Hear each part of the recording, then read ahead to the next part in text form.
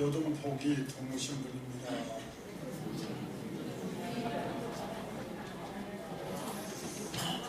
아멘. 해마다 청초가 되면요 1년 운수를 보면서 그렇게도 많다.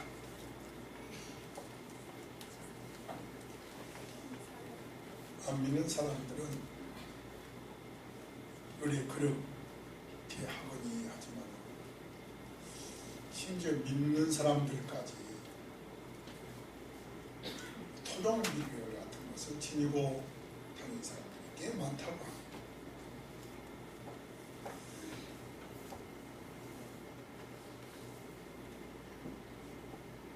하기야 뭐 내일 일을 알지 못하니까 어떤 일이 앞으로 전개될까 불안하겠죠. 그 불확실한 것 때문에 사람들은 알고 싶어 하죠. 조금은 동정이 갑니다. 사회가 우리가 살고 있는 사회가 급변합니다. 슬슬 변한 것이 아니라 어떤 일이 전개될지 아무도 지금 예측하지 못하는 기후도 그렇지만 정치도 그렇고 북한이 특별히 우리는 대치하고 있기 때문에 어떤 일이 갑자기 벌어질지 우리는 모릅니다. 한 가지만 분명히 알아야 합니다. 우리가 한 살 더 먹었다는 겁니다.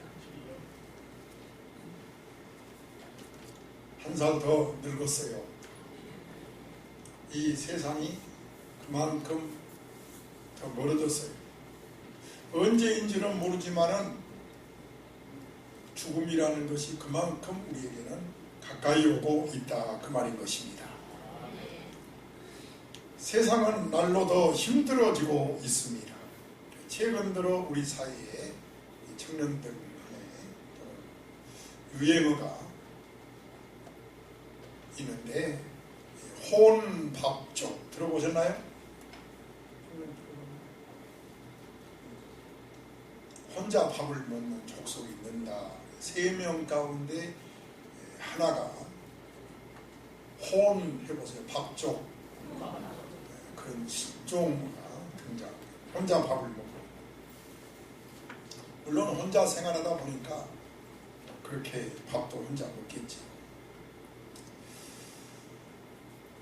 의사들이 말을 들어보면 혼자 밥을 먹는 사람들이 가족들과 함께 밥을 먹는 거다고 비교해 봤더니 훨씬 스트레스를 더 많이 받고 더 불안해하고 우울증도 더 많고 하기야 저도 혼자 이렇게 밥을 먹을 때가 종종 있는데 또 대화를 하지 않으니까 기쁨이 우선 없고요. 뭔가 쳐다보고 20분에 밥 먹을 거 10분에 다 먹어버려요. 혼밥족 이런 사람들이 우리 한국 국민의 3명 가운데 하나라고 그러니까 얼마나 참 많습니까? 사람들이 그만큼 지금 외롭고 기쁨도 없고 힘들어하고 있습니다. 새벽에 청소하고 낮에 급식하고 저녁에 또 식당 가서 식기 닦고 그래서 자녀들을 돌보는 어느 주부가 집에 올 때 꼭 약국에 들려서 수면제를 사는데요. 내가 오늘은 죽어야지 자살해야지. 그 글을 읽고 마음이 아프더라고요. 그러다가 수면제를 딱 먹으려고 하다가 아이들을 보면 도저히 못 먹는다. 내가 없으면 이 아이들을 어떻게 해. 그만큼 힘들어하는 사람이 많다 그 말입니다. 절망에 빠져서 자살하는 사람들이 이번에 우리 금천경찰서장하고 식사하면서 우리 금천구가 전국 아니 서울에서 1위가 아니고 서울에 25개 군데 전국에 1위라고 했어요. 다시 물어봐. 서장님 서울에서 1위겠지요? 아니라는 거예요. 전국에서 우리 금천구가 자살 1위라고. 청년 결백도 1위고 자살도 1위고 좋은 것도 1위고 나쁜 것도 1위고 지금 중국이든 미국이든 세계 어디든 다 살기가 어렵다고 합니다. 유럽은 더하고요. 중국도 지금 앞으로 대단히 어려워질 거라고 하는데요. 중요한 것은 납니다. 손 한번 대보세요. 나는 어떻게 살 것이냐? 2016년을 우리가 어떻게 살 것이냐? 성경이 미리미리 예언하고 있다는 것입니다. 그것을 우리가 깨닫고 미리미리 대비하고 기도하면 우리가 이 고통의 때를 넉넉하게 이겨나가는 것입니다. 그래서 우리 그리스도인들은 그래 좋은 거예요. 성경이 예언의 말씀이잖아요. 뭐 사주팔자 1년 운수 보러 안 가도 성경이 우리에게 예언하고 있고 말씀하고 있는데 1절에 이렇게 말합니다. 다 같이요. 따라서 읽어볼까요? 너는 이것을 알라. 몇 절에 있어요? 언어에 보면은 알아도 좋고 몰라도 좋다 그런 의미가 아니고요. 반드시 알아야 한다. 따라서 반드시 알아야 된다. 저를 보세요. 반드시 있을 일을, 반드시 다가오고 있는 일을 너희들은 알고 살아라. 그것은 아무리 원하지 않아도 반드시 고통의 때가 온다는 거예요. 지금은 고통의 때를 살고 있는 겁니다. 어느 나라나 다 마찬가지입니다. 사도 바울은 많은 서신서를 쓰는 거예요. 마지막 운명을 목전에 두고 쓴 게 디모데후서입니다. 오늘 우리가 디모데후서 봤죠? 그 마지막 사랑하는 아들 디모데한테 마지막 남기고 당부하는 말입니다. 디모데야, 마지막 때는 고통하는 때가 온다. 그걸 알아라. 그렇게 말씀하고 있는데, 첫째로 반드시 끝이 오고 반드시 마지막이 온다 하는 것을 알아라 그 말입니다. 우리는 한 살 더 먹었는데요, 반드시 내 인생에는 끝이 있다는 것을 알고 삽시다. 옆사람 인사하세요. 반드시 끝이 옵니다. 마지막이 온다 이 말이에요. 결국이 온다 이 말입니다. 역사의 방향을 알고 말세인 줄 알고 살아라. 말세란 말은 주님의 재림 직전의 시기를 말합니다. 그리고 그 시기는 무슨 때라고요? 고통하는 때다. 너희가 고통하는 때인 줄 알고 살아라. 아예 우리 그리스도인들은 금년에도 얼마나 우리에게 고통이 올지 모르지만 그러나 고통의 때를 살아야 된다는 것만은 분명히 알고 대비하고 준비하고 기도합시다. 고통의 때란 말은 그냥 뭐 수술할 때 그냥 마취하고 깨어나서 그 고통이 아니라, 그런 고통이 아니라 견디기가 매우 어려운, 여러분 고통의 때 의사가 저 아파요 그러면 뭐 갖다 놓지요? 진통제 놓지요? 그러면 고통이 잊어버리잖아요. 그런 고통이 아니에요. 견디기가 매우 힘든, 그리고 사람들이 시달리는 그런 때입니다. 그러나 성경은 우리 그리스도인들한테 이렇게 말합니다. 고난당한 것이 오히려 내게 유익이라. 이로 말미암아 주의 윤례를 배우게 되었나이다. 그래서 요즘 건강의 삶을 살기 원하는 키워드가 뭐냐? 따라서 해보세요. 더 불편하게 살아라. 여러분 건강하기 원하면 아멘 해보세요. 그러면 건강하기를 원하면 키워드가 뭐라고요? 조금만 더 불편하게 살아라. 감기 걸린 사람을 통계를 의사가 내보니까 전부 방이 따뜻하다. 너무 따뜻하게 해놓은 방에서 사는 사람들이 다 감기에 걸리고, 나같이 아주 추운 방에서 사는 사람은 감기 잘하는 거죠. 저는 집에 들어가면요 좀 불편합니다. 추워요. 왜 이렇게 춥지? 그래서 참습니다. 온도 올리지 않습니다. 왜? 조금 더 불편하게 사는 겁니다. 코비라도 꿀떡꿀떡 하셔. 아멘. 그런데 추워라 하고 온도 올리고 더 따뜻하게. 여러분 자연의 순리는요, 우리가 이렇게 추워서 어느 정도 지금 온도를 높이고 예배드리고 있습니다만은 그 자연의 순리를 따라가는 게 건강에 좋다는 거예요. 아멘. 그걸 너무 춥다 덥다 그러지 말고 사계절에 있는 지역에 사는 사람들이 훨씬 더 건강한 거예요. 하나님 감사합시다. 하나님 감사합니다. 아멘이십니까? 편안함을 추구하면 건강할 수가 없습니다. 그래서 둘레길이 생기게 되고 인스턴트보다도 슬로푸드가 등장하게 됩니다. 이 시대에 오히려 불편함을 더 추구해야 된다 하는 거죠.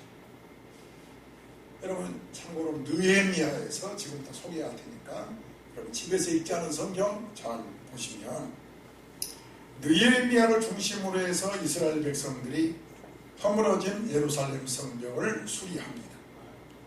그리고 예루살렘 사람들이 살 수 있는 조건을 다 갖춘 다음에 바로 8장 3절에 보면 느헤미야는 이스라엘 백성을 수문 앞 광장에 다 모이게 하고 하나님 말씀을 집회합니다. 말씀 집회예요. 해보세요. 말씀 집회. 그래서 하나님이 이렇게 여러분에게 말씀했습니다. 근데 일어서서 새벽부터 정오까지 6시간을 듣는 거예요. 여러분 예배 시간 1시간 긴 거 아니에요? 그것도 서서 아침 새벽부터 정오까지 말씀을 듣는 거예요. 읽었습니까? 맞아요? 틀려요? 맞습니까? 9절에 보면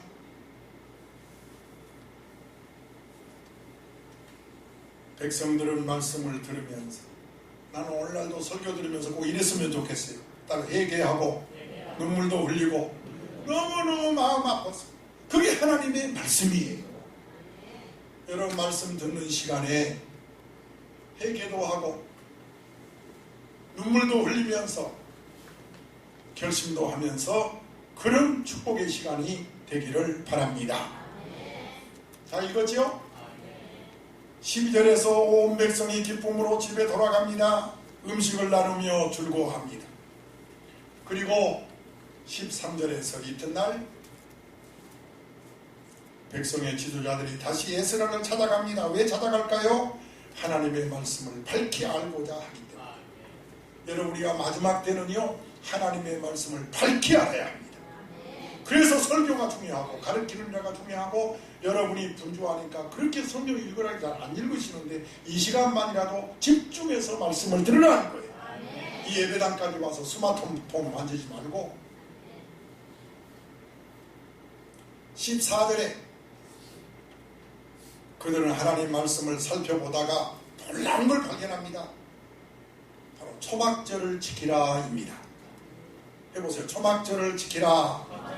아주 중요한 계명, 그동안에 몰랐던 계명을 에스라를 통해서 알게 됩니다. 백성의 지도자들은 백성들한테 초막절을 지키라 하나님의 말씀을 전하고 16절에 백성들은 모두가 다 하나님 말씀대로 순종하는데요. 초막절은 일주일 동안 밖에 나가서 텐트를 쳐놓고 아무리 부자로 살아도 일주일은 광야 초막 생활을 기억하면서 하나님 우리가 이렇게 섬겼습니다 하는 것을 기억하면서 하나님을 기억하면서 지키는 겁니다. 불편한 생활을 하는 거예요. 집에서 딱 잠자면야 편하지요. 그런데 번거롭고 불편하게도 멀쩡한 집을 지척에 두고 일부러 나가서 초막에서 불편한 생활을 하는 거예요. 따라서 하나님 잘 섬기려면 불편함이 동반된다. 편안함만 추구하지 말라는 거예요. 마지막 때가 되면은 왜 고통의 때가 오느냐? 성도들을 깨우기 위해서입니다. 아멘. 거기 휩쓸려 가지 말고 그럼에도 불구하고 정신을 차리라는 거죠.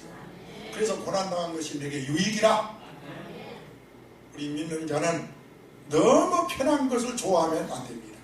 좀 불편함이 있더라도 하나님을 더욱 의지하는 저와 여러분 되시기를 주 예수의 이름으로 축원합니다. 그래서 오늘 본문 말씀을 자세히 보면은 고통의 때에 대해서 자세하게 설명을 합니다. 자, 반드시 알아야 하는 고통의 때가 오는데 이 고통의 때를 하나, 둘, 셋로 크게 나누었습니다. 해보세요. 자신에 대해서, 이웃에 대해서, 신앙적인 타락에 대해서 이렇게 세 가지로 오늘 본문에 자세하게 기록하고 있습니다. 왜 사람들이 고통을 당하느냐? 두 가지. 자아에 대해서는 자기를 사랑하고 돈을 사랑하기 때문이다. 그렇게 성경에 써 있어요. 정확합니다. 지금 사람들 보십시오. 얼마나 고통을 당하고 있습니까? 자기를 사랑해서 그렇습니다. 심지어 부모 자식 간에도 자식은 자식대로 부모는 부모대로 자기를 위해서 너무 이기적입니다. 얼마 전에 들은 얘기입니다만은 아이가 병원에서 지금 생사를 왔다 갔다 하는데 너무 죽어가는 아이를 의사가 엄마 피를 지금 당장에 좀 아이한테 줍시다 그랬더니요. 다급하니까 엄마 피를 달라는데도 그 엄마가 하는 말이 아니 병원에 수혈이 많은데 왜 제가 주니까 미용에도 안 좋다는데 그러고 거절하더랍니다. 여러분 그게 엄마입니까?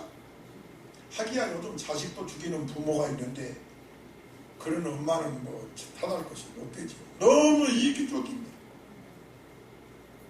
인도의 시인 가운데 타고르라는 시인이 있는데 동양으로서는 최초의 노벨 문학상을 받은 분입니다. 1931년도에. 이분은 인도에서는 영웅이죠. 독립운동, 우리나라로 말하면 독립운동하면 누구죠? 안중근? 누구죠? 백범 김구? 맞죠? 그런데 이분은 인도의 영웅입니다.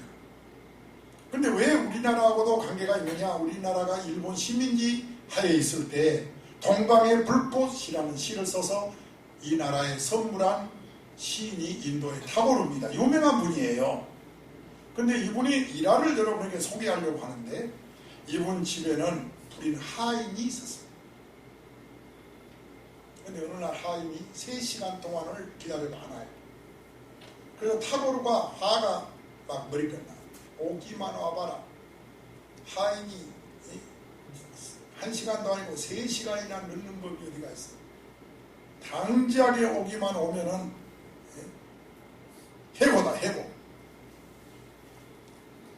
그런데 3시간 만에 그 하인이 나타나니까 타고르가 막 그냥 호통을 치는 거죠. 당신 같은 사람 우리 집에 필요 없으니까 당장에 집을 나가라. 그러니까 이 하인이 눈물을 글썽이더니 주인님 죄송합니다. 용서해 주세요. 어젯밤에 제 딸 아이가 죽어서 아침에 묵고 오느라고 좀 늦었습니다. 타고르가 그 얘기를 듣고 그냥 주저앉았습니다. 그리고 결심하기를 내가 흙 속에 들어갈 때까지 타인의 입장에서 생각하고 배려하고 사랑해야 되겠다. 절대로 내 입장에서만 생각하지 않겠다. 그리고 결심하고 산 이야기가 그 이야기입니다. 따라 타인을 배려하고 생각하고 사랑하고 타인의 입장에서 우리가 살아야 될 줄 믿습니다. 자기만 사랑하지 말라 했어요. 자식도 배려해야죠. 자식. 부모의 입장도 배려해야지요. 그런데 부모가 뭘 말해도 자식은 자식의 입장에서만 생각합니다. 자기를 사랑하고 돈을 사랑하고. 이런 시대에 타인을 배려하고 이해하는 여러분 되시기를 주의 이름으로 축원합니다. 또 뭐죠? 자아에 대한 두 가지를 보여죠. 자기를 사랑하고 돈을 사랑하고 타락자의 태도 3가지가 또 본문에 기록되어 있는데요. 자랑하며 그렇죠. 한번 읽을까요? 2절 중가운데 시작. 자랑하며 교만하며 비방하며 이 3가지가 타락한 자의 태도입니다. 이로 인해서 고통이 온다 이거지. 현대인들 참 교만합니다. 자기가 많이 안다고 생각해요. 자기가 많이 가졌다고 생각해요. 자기가 능력 있다고 생각해요. 교만. 우리 모두 교만하지 않기를 바랍니다. 유명한 우화의 작가 이솝, 이분 아세요? 이분이 아주 훌륭한 분이죠. 이솝. 그런데 이분이 원래는 산더스라는 철학자의 요리사 노예였죠. 이솝의 우화하면 아주 유명합니다. 그림이 보입니까? 잘 안 보여요? 이분이 무슨 출신이라고요? 요리사 노예 출신이에요. 하루는 철학자 산더스 주인이 오늘 귀한 손님이 오니까 시장에서 제일 비싼 재료를 사다가 요리 좀 해라. 그랬더니 이솝이가 뭘 사왔을까요? 밥집. 중국에서 제일 비싼 요리가 뭐라더라? 제비집? 또 무슨 알? 하여튼 별 요리가 다 있더라고요. 그런데 소 혀를 사왔어요. 누가요? 요리를 귀한 손님 오신다고 하니까 요리해라 하니까 소 혀를 사왔어요. 주인이 화가 나가지고 아니 어떻게 요리마다 혀뿐이냐? 그렇게 이솝이가 하는 말이에요. 주인님 혀보다 중요한 것이 어디 있습니까? 이 혀로 사람과 사람과의 유대도 형성되고 이 혀로 진리를 말할 수가 있고 신을 찬송할 수도 있고 얼마나 혀가 중요합니까? 혀보다 더 소중한 것은 없지 않습니까? 그래서 이번에는 화가 난 주인이 이 이솝을 좀 골탕을 좀 먹여야 되겠다. 다른 명령을 내리죠. 그러면은 시장에 가서 가장 재료가 나쁜 것을 사다가 요리를 만들어서 너와 종들 먹여라. 반대죠. 아까는 제일 좋은 재료를 사다가 이번에는 제일 나쁜 재료를 사다가 요리를 만들어요. 여러분 다른 설교보다도 이런 설교는 참 잘 들어요.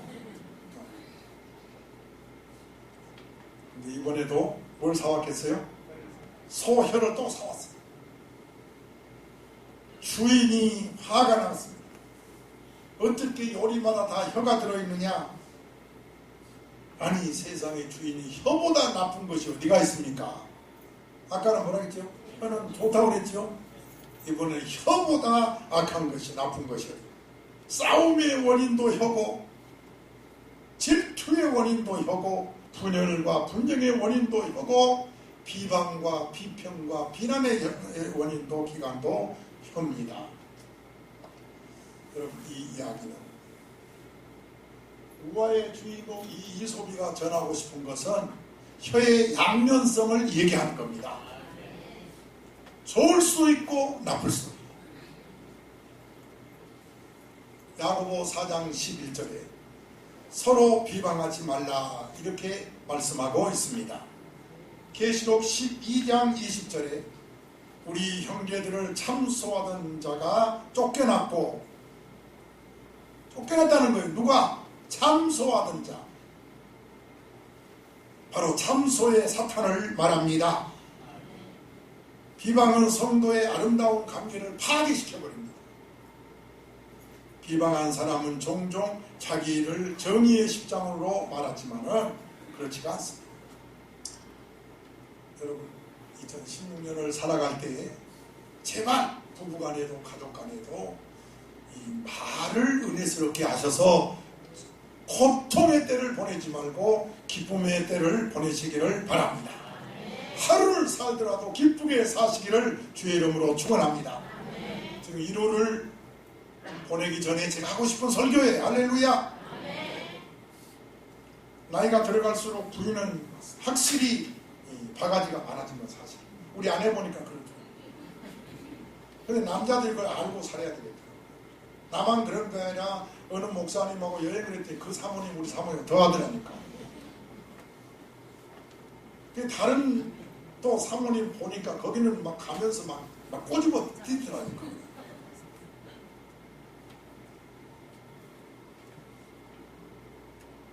따라서 그러려니 하고 살아야 된다. 아멘. 고통의 때 이제 뭡니까? 이웃에 대해서죠. 이웃에 대해서. 해보세요. 이웃에 대해서. 가정도 이웃이고 사회도 이웃이지요. 그런데 오늘 본문에 보니까 가정에 대한 5가지, 사회에 대한 7가지를 이웃에 대해서 말씀하고 있는데요. 한번 2절 하반절부터 읽어볼까요? 부모를 거역하면서부터 시작. 감사하지 아니하며 무정하며. 자, 이렇게 5가지가 뭐에 대한 거예요? 가정에 대한 겁니다. 부모를 원수로 여기고 자식을 원죄처럼 생각합니다. 감사할 줄을 모르고 원통함을 즐기하며 가족관계가 원수관계가 되어버렸습니다. 여러분, 이것이 말세의 징조입니다. 앞으로는 더합니다. 형제간에 서로 원수처럼 지내는 거예요. 그래서 사람들이 고통을 당한다는 겁니다. 사실은 다른 사람보다도 고통당한 게 아니잖아요. 자기 가족 때문에 고통당하는 게 훨씬 많다는 거예요. 성경은 복 받는 사람하고 저주 받는 사람을 분명하게 말씀합니다. 여러분, 신명기 11장 제가 먼저 26절을 설명할 텐데요. 따라서 해보세요. 사람은 누구나 선택의 기로에 서 있습니다. 왜냐하면 우리 하나님 아버지께서 우리 앞에다가 뭐라 계세요? 복과 저주를 우리 앞에 두고 우리로 하여금 선택권을 주셨습니다. 그러니까 하나님은 우리에게 복과 저주를 주신 다음에 둘 중에 하나를 선택하라는 거예요. 사실 선택은 에덴 동산에서부터 시작되었습니다. 아담과 하와는 하나님의 명령을 따라서 선악을 알게 하는 나무를, 그 열매를 따먹어서는 안 됩니다. 그런데 우리가 꼭 알아야 할 것이 있어요. 하나님은 강제권을 주지 않았습니다. 아담과 하와에게 자유권을 주셨습니다. 네가 먹을 수도 있고 안 먹을 수 있는 선택권을 주신 거예요. 우리를 하나님이 기계로 만들지 않았어요. 그런데 잘못된 선택을 함으로 얼마나 불행한 결과를 가져왔습니다. 성도는 언제나 복을 선택해야 될 줄로 믿습니다. 27절을 보면 너희가 만일 내가 오늘 너희에게 명하는 너희 하나님 여호와의 명을 들으면 뭐가 될 것이고, 이것은 여러분이 선택에 따라서 복이 될 수도 있고 선택에 따라서 저주를 받으리라, 이렇게 성경에 써 있어요.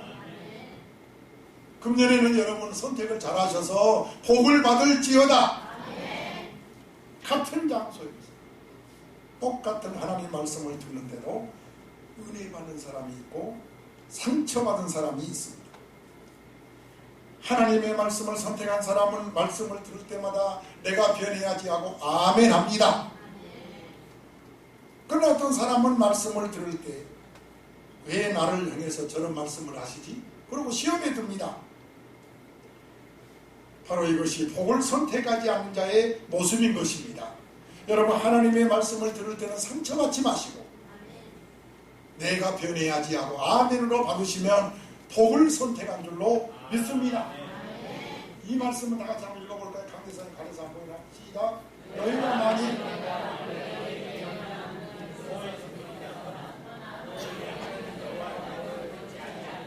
본래 알지 못하던 다른 신들을 따르면 저주를 받으리라.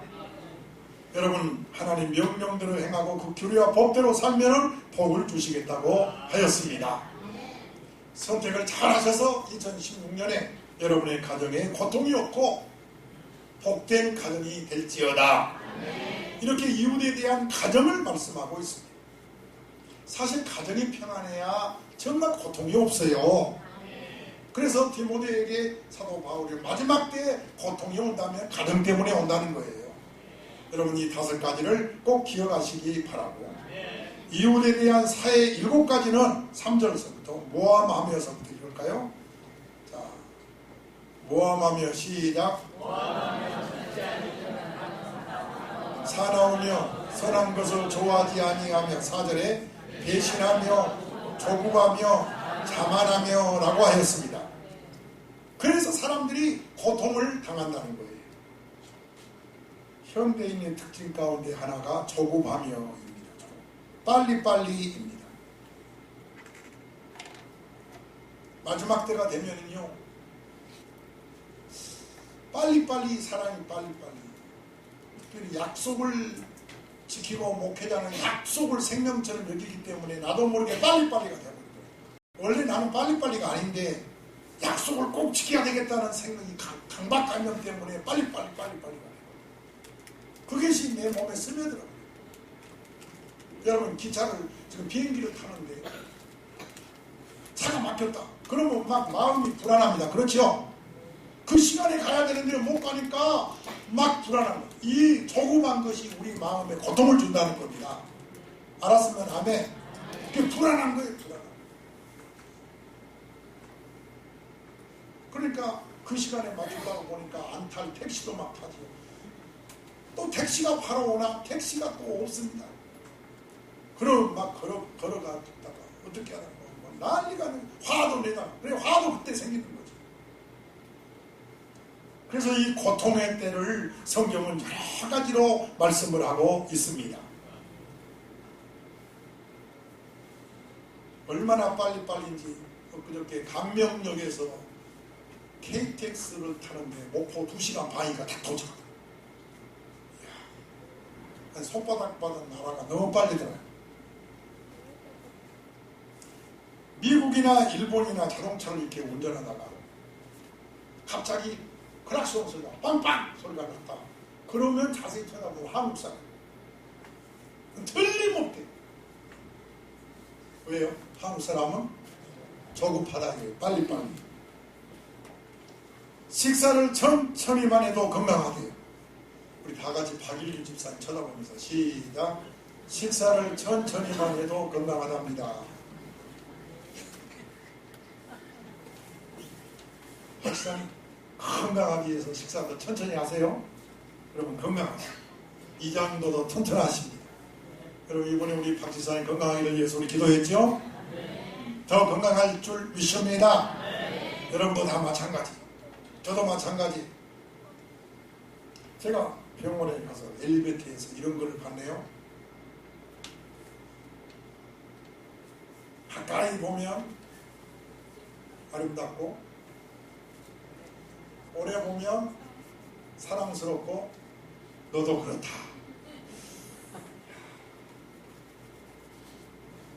가까이 가죠? 그렇죠?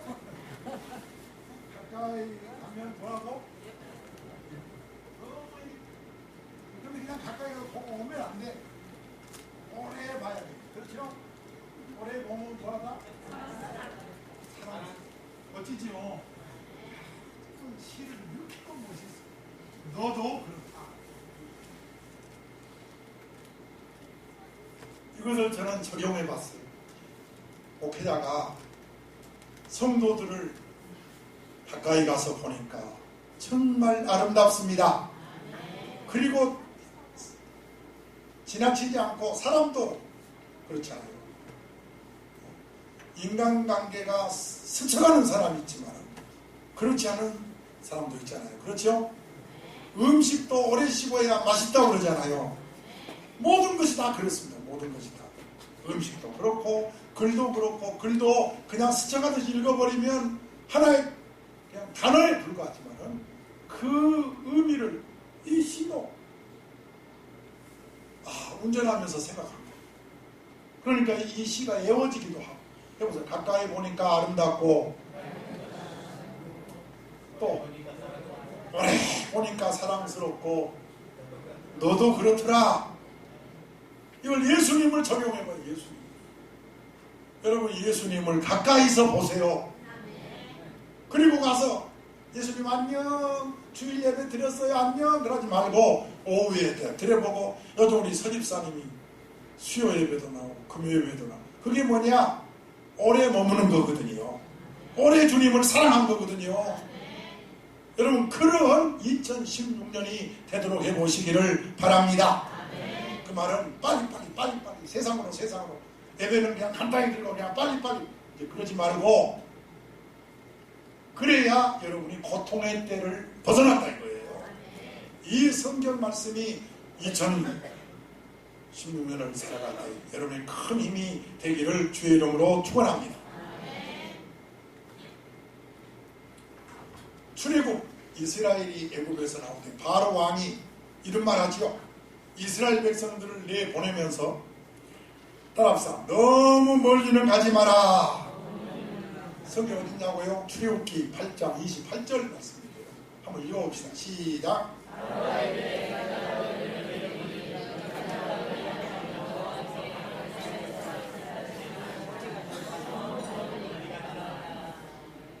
여러분 이 말씀을 좀 깊게 생각해요.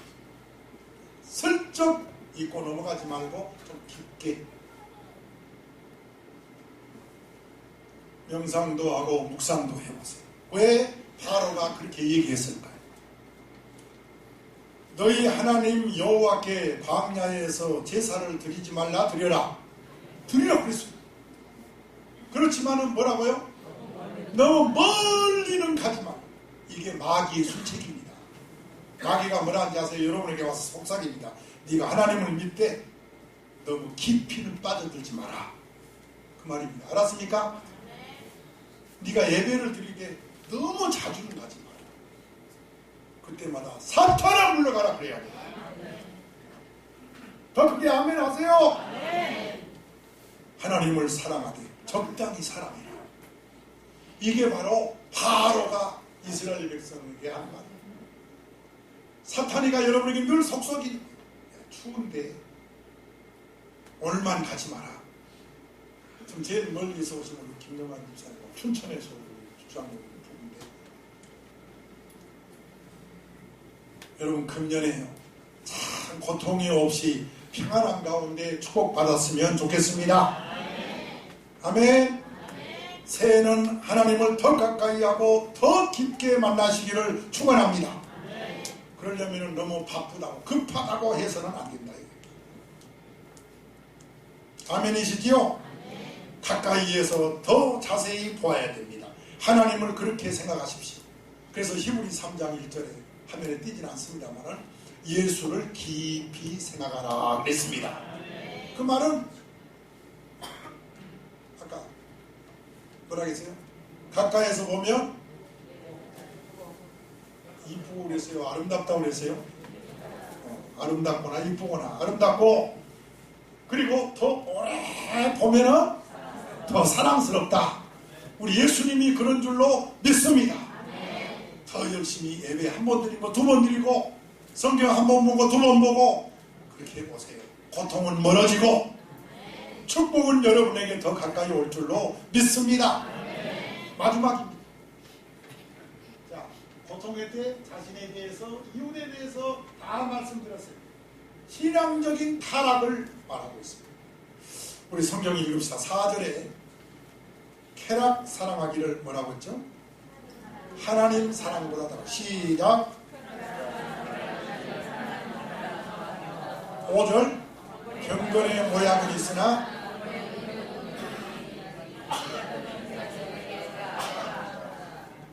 여러분도 제가 설교 안에도 알듯이 지금 쾌락이 만연하고 있습니다.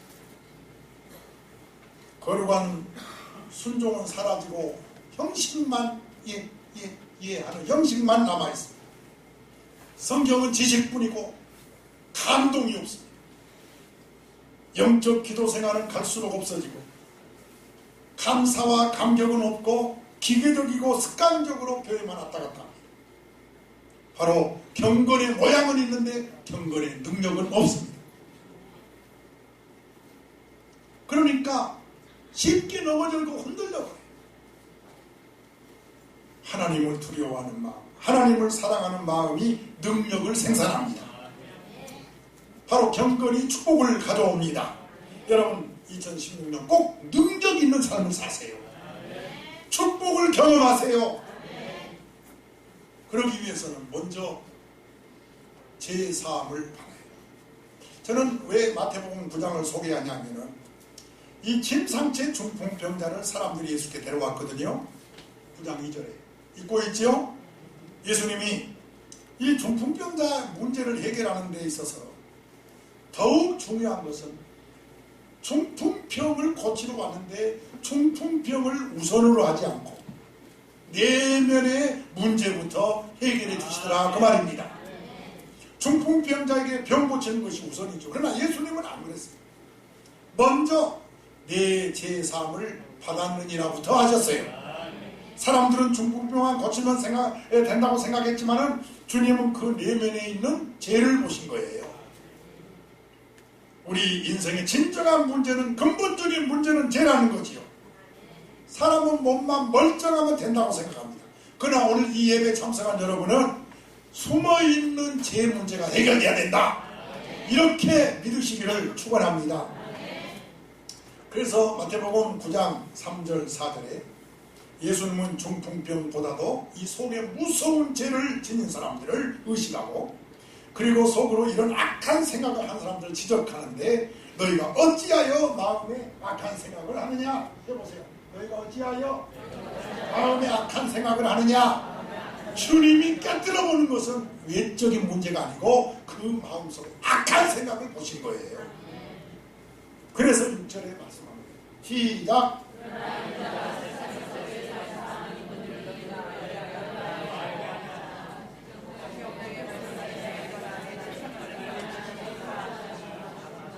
우리 예수님은 죄를 사는 능력을 가지셨습니다. 병을 가진 사람이 주님을 찾아와서 치료받은 것처럼 오늘 주님 앞에 죄를 고백한 사람이 제사 받고 건강해지는 겁니다. 아멘.